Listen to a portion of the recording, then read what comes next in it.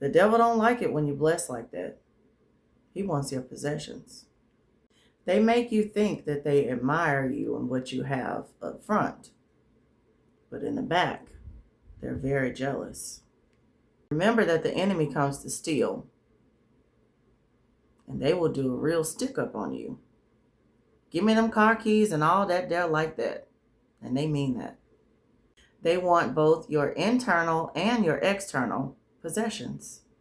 They want your good qualities and your good fortune.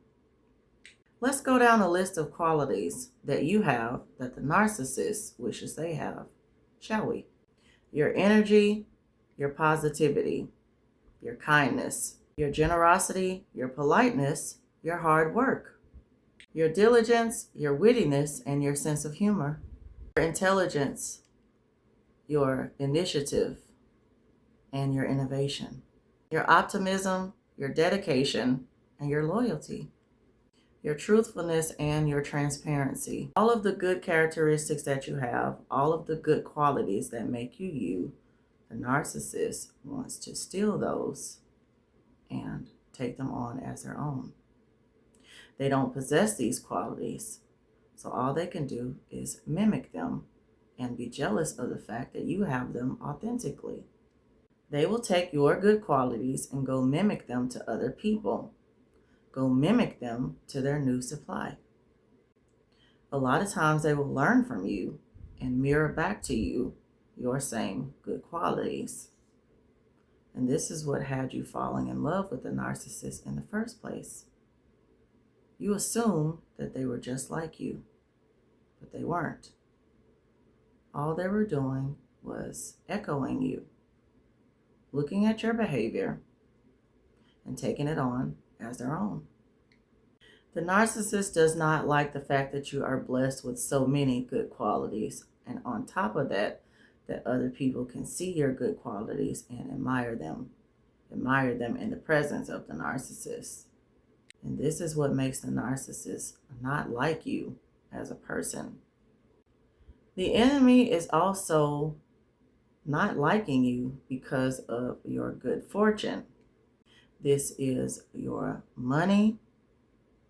This is also your personal belongings and your personal possessions, any assets that you have. The narcissist is going to be hateful and mean towards you because you have many things that they want and they don't have. And they will bully you out of your possessions. And they will be quite jealous of the fact that you have them.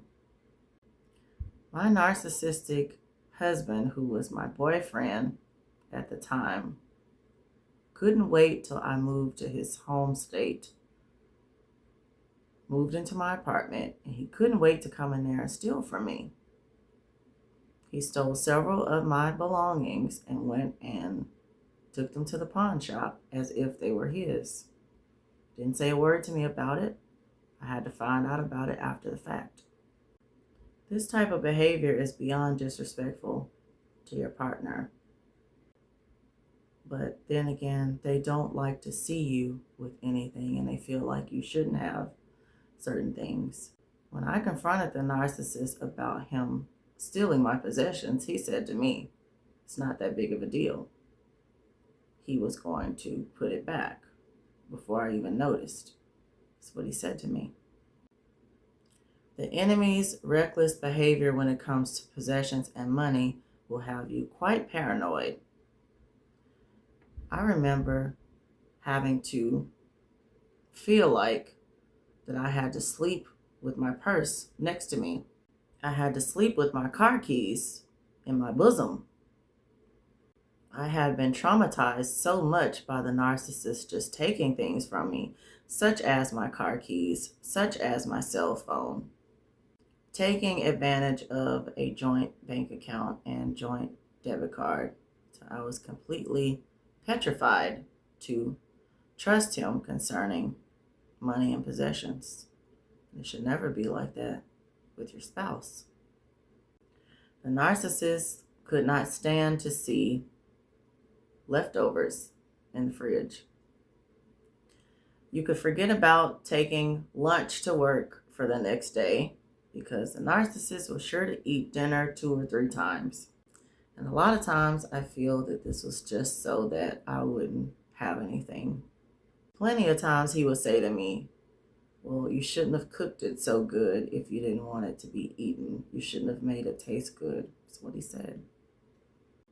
The narcissist would treat my vehicle totally different from the way that he treated his vehicle. He seemed to be more reckless when it came to driving my vehicle. He would have the vehicle all over the road. He would snatch the vehicle when it was time to make a turn. He would snatch the vehicle from lane to lane. Just very risky, daredevil kind of behavior, particularly in my car. Hitting curbs and everything like that, running over mailboxes. The enemy is miserable. They don't want to see you with anything, especially with anything that they don't have. The enemy feels like the world is theirs and they want everything to themselves. They want it all. They feel superior to others and they feel like they should have everything and that you shouldn't. The enemy is a real piece of work. The enemy comes to steal, to swipe. The enemy is literally a thief in your temple. Exodus chapter 20, verse number 15. Thou shalt not steal. Simple and plain. Stealing is not of the Lord. Stealing is against God. Stealing is not permitted. Stealing is dishonest and not honorable to God. God supplies all of our needs, so there's no need to steal. Proverbs chapter 6, verses 30 and 31. Men do not despise a thief, if he steal to satisfy his soul when he is hungry.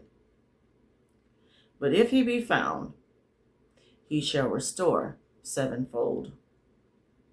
He shall give all the substance of his house. James chapter 3, verse number 16.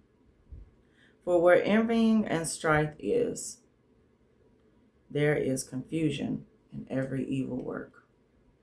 So jealousy and envy is not of God either. Jealousy and envy are evil of Satan. Love is the opposite of stealing. Love is not going in to take over someone else's possessions. God gave his children the right to take hold and possess the land. But the thing is, the land was already theirs. The land already had their name on it.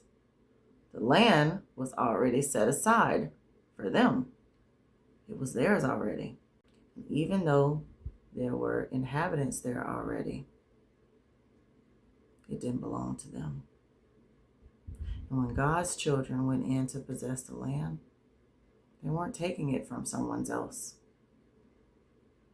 They were taking what was theirs. The enemy doesn't know God. Therefore, the enemy cannot access what belongs to God. But the enemy is a trickster. He tries to get God's children to hand over their possessions to him. That is the only way that he can get it. Do not let an evil person, a toxic person, or a narcissist come into your territory and take what is rightfully yours. Do not allow them to steal your possessions, to take them on as their own. Put the enemy out of your camp. Let them know they can't stay there and they can't touch anything there. They can't take hold of your possessions and they can't take hold of you. And they definitely can't touch your light.